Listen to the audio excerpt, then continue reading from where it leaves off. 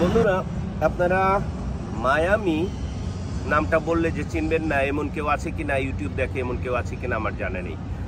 তো আপনারা যেখানে দেখছেন ওই যে ক্রুজগুলো দেখছেন, দুপাশে অনেক জায়গাতেই ক্রুজ আছে, প্রচুর ক্রুজ ছাড়ে এখান থেকে, মায়ামি থেকে।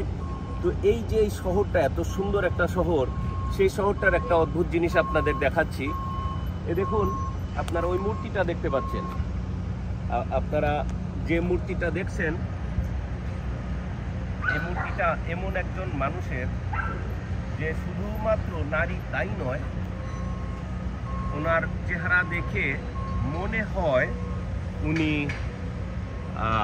কালার, মানে কি বলা যায়, ডার্ক কালারের, ওনার চামড়ার রং ডার্ক কালার। এই মহিয়সীর নাম জুলিয়া স্টার্টেভেন্ট। আমি জানি না ঠিক মতো এটার করতে পারলাম কিনা, উচ্চারণটা করতে পারলাম কিনা।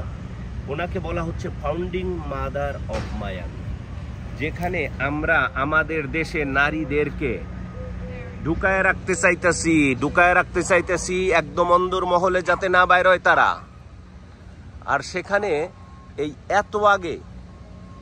এত আগে সে এই ধরনের একটা শহরের পত্তনি করে গিয়েছেন।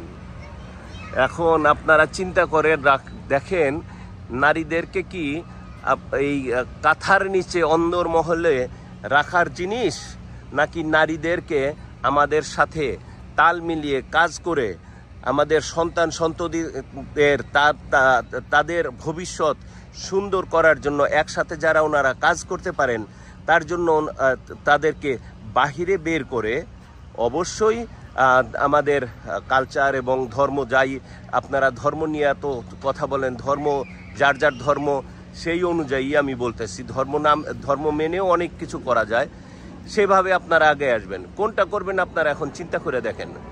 তো ছোট মুখে হয়তো অনেক বড় কথা বলে ফেললাম, আমার কিন্তু তাই মনে হয়। ভালো থাকবেন, সুস্থ থাকবেন।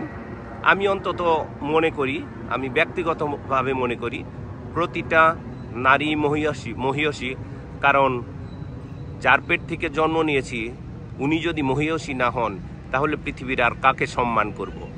আর আশেপাশের বোন, তারপর বাকি সব নারীরা তো আছেনই। ভালো থাকবেন, শুভেচ্ছা রইল।